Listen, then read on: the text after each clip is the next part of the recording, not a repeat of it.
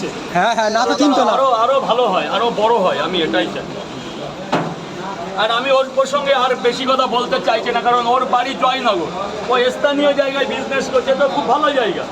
আমি গুমা থেকে কলকাতা এসে আরো নিজের কালকে পুরী গেছিল। তোমার কি মনে হচ্ছে যে কোনোভাবে যে এইখানে শিয়ালদায় যেই ব্যবসাটা হয় পরোটার, সেটা কি জয়নগরের মতন জায়গায় হবে? 100 বার হতে পারে। জয়নগর প্রচুর কপালে, আমি একবার না, আমি 5-7 বার রবিদার ওখানে গেছি। ওর পাশেই যে রবি মোবাইল, ভালো জাঁকজমক জায়গা, এখানে খাবার ব্যবসা নিশ্চয়ই চলবে।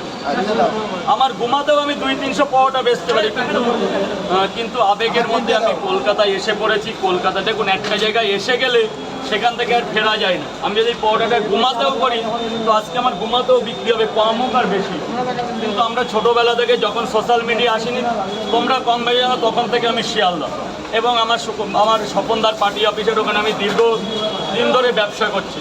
অতএব আমার ঘুমাই হবে না, আমি পারবো না। আমাকে ওই যদি কেউ 50,000 টাকা দেয়, তবু আমার এই কলকাতার ইয়েটা না এসে যায় যে আমি কলকাতায় যাব, এটাই। কিন্তু সরল সিধা ছেলে, ভালো ছেলে, কেউ যেন প্রবচনা না করে ওর সাথে।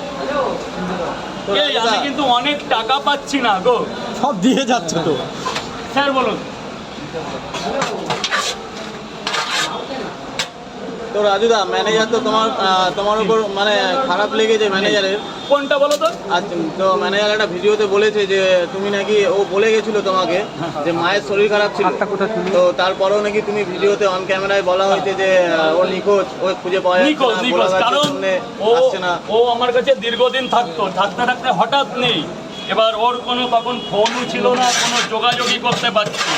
আমি তখন এই বলার দ্বারস্থ হয়েছি যে ও যদি কিছু হয়ে যায়, আজকে ওর মা বাবা তো আমার কাছেই আসবে, যেহেতু ওর সোশ্যাল মিডিয়ায় ভাইরাল।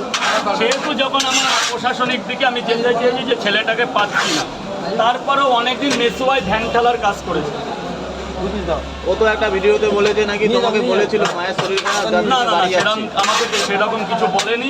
দেখো, ভিডিওয় নানা রকম নানা কথা শোনা যায়, সব যে সত্যর মধ্যে হবে কিংবা আমারও যে সব কথা সত্যর মধ্যে হবে, সে তো বিচার করলে হয় না। এখানে নানা লোক থাকে, কোন কথা কখন বলে দিতে হয় আমি নিজেও জানি না। না, অনেক ক্ষেত্রে অনেক কথা বলতে হয়। তার মধ্যে আমি বলেছি ওকে পাওয়া যাচ্ছে না, এটা তো কোনো খারাপ কথা না।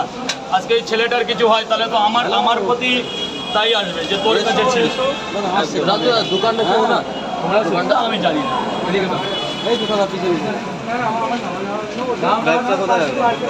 আর হবে না, আর নেই, আর এক জায়গা হবে, 3টে আছে।